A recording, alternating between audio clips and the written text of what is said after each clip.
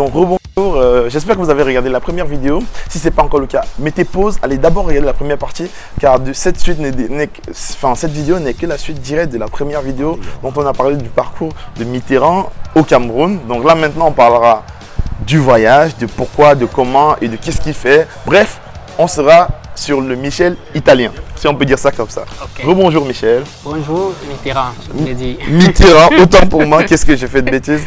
Non, ça peut au moins, arriver, ça montre qu'on est naturel. Justement. D'accord. Donc, rebonjour Mitterrand. Bonjour. Bienvenue chez Un jour un métier. Merci, le plaisir est partagé et je vous remercie également pour cette initiative. D'accord. Nous sommes à Florence, on n'est plus au Cameroun. Justement. On n'est plus à l'université des Tchang. Justement.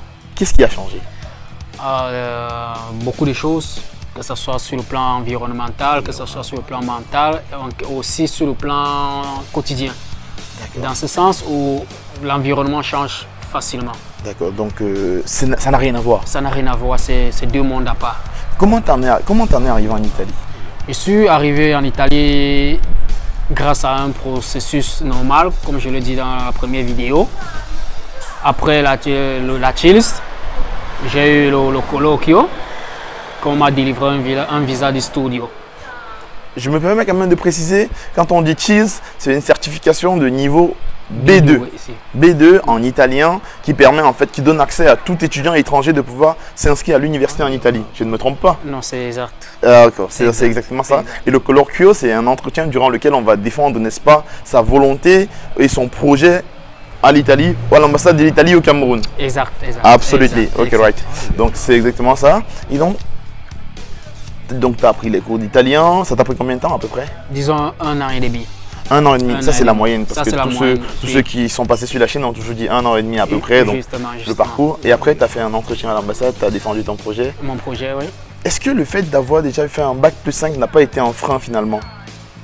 Je dirais non, puisque les capacités que je vais acquérir durant ce parcours, ça me rend un lion ici.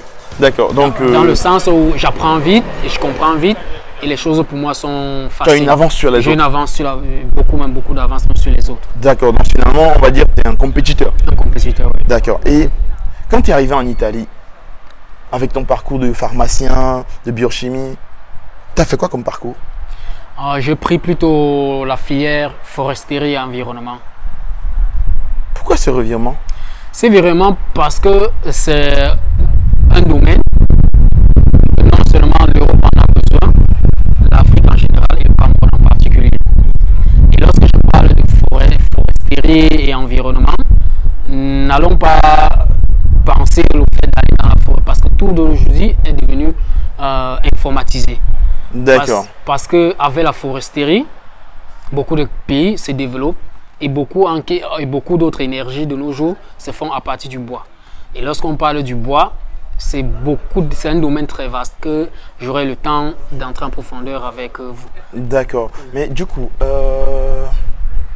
finalement, si j'entends bien, tu n'as pas choisi parce que ça te passionnait, mais plutôt pour un côté, entre guillemets, national. Tu as choisi parce que tu sentais que c'était un besoin pour le Cameroun et non parce que ça te passionnait. Est-ce que c'est, je veux dire, tu as toujours pensé à faire ça avant? Oui, il faut rester, je dirais, oui, c'est une fusion des deux. Ça m'a toujours passionné parce que j'ai eu le temps d'étudier ce projet. Parce que c'est un projet dont j'ai défendu à l'ambassade. C'est-à-dire j'ai eu du temps de me préparer sur le projet, de faire des recherches. J'étais d'abord passionné. Et en plus, j'ai fait des recherches au niveau mondial et au niveau de l'Afrique et au Cameroun, comme je le dis. Donc, c'est passion plus, disons, plus nationale ou internationale. D'accord. Et justement, foresterie, forestier, entre guillemets, ça consiste à quoi?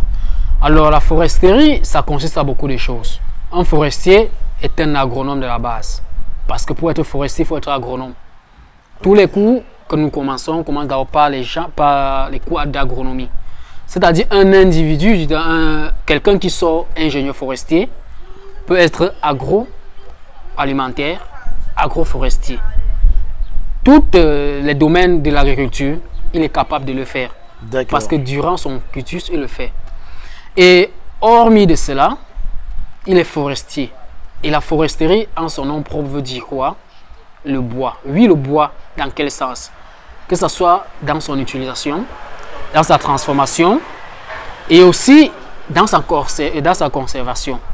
D'accord. Parce que de nos jours, les entreprises ou les États ont jugé nécessaire de faire des constructions en bois.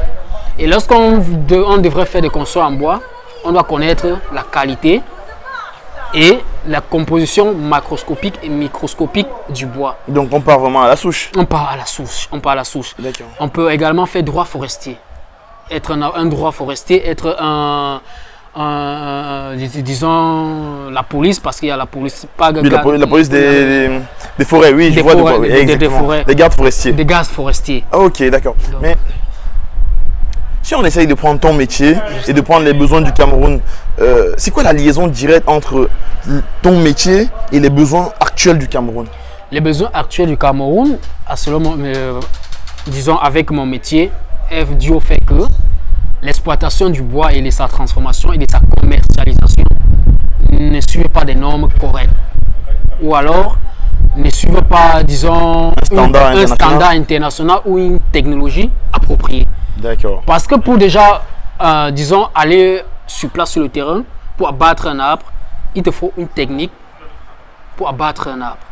Et pour abattre déjà un arbre, tu dois connaître la nature, disons, l'histoire de l'arbre, sa composition et éventuellement son apport au niveau du produit bien, de l'objectif auquel tu veux. D'accord. En gros, littéralement, correspondre le bois qu'on veut abattre avec le besoin à l'arrivée. À l'arrivée, exactement. D'accord, ok. En fait, on fait le chemin inverse. Exactement. On a besoin de faire, par exemple, un meuble. On va chercher l'arbre qui correspond au type de meuble dont on a besoin avant d'aller abattre. Ok, je comprends un peu ce principe. Mais est-ce que dans ce processus-là, il y a une partie où on va, n'est-ce pas, replanter ces arbres-là finalement? Oui, exactement. Je devais y arriver. Pourquoi je dis un forestier doit d'abord être un agronome? Parce que pour abattre un arbre, il faut d'abord les planter. Absolument. Et pour les planter, tu dois avoir une connaissance, disons, du sol, de l'environnement, du climat, de tout un écosystème. Et tout ça regorge du monde agricole. Parce que, raison pour laquelle je vous ai dit, lorsque on entre en première année, on nous parle d'abord de qu'est-ce que le bois, la plante, dans son monde général. Comment il est constitué, comment il vit, comment il peut être régénéré. D'accord, ok, je vois très bien. Finalement, à écouter, je pense que j'ai dû apprendre peut-être plus que les téléspectateurs. J'espère que tout le monde en apprendra davantage. C'est un très bon métier finalement. Oui. Et j'apprécie énormément cet aspect-là. Et comment tu te vois dans 5 ans? Pharmacien, biochimiste, forestier?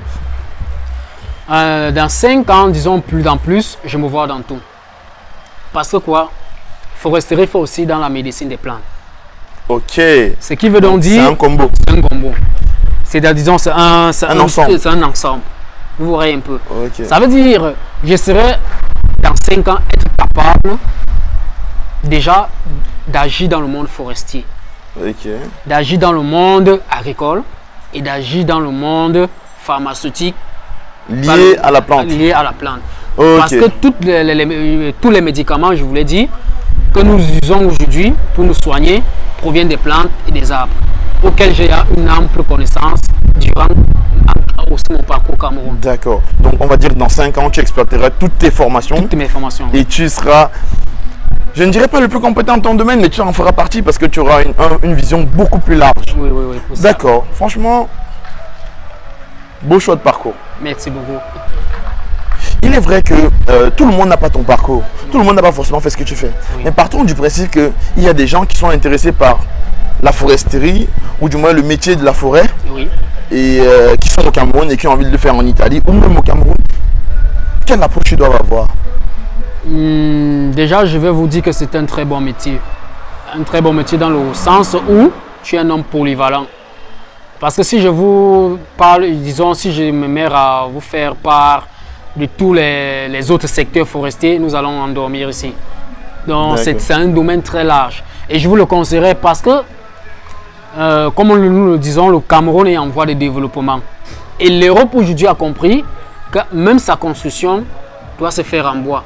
Dans tous les cas, pour ceux qui arriveront en Europe, verront que dans leur cuisine ou autre part, tout est fait en bois.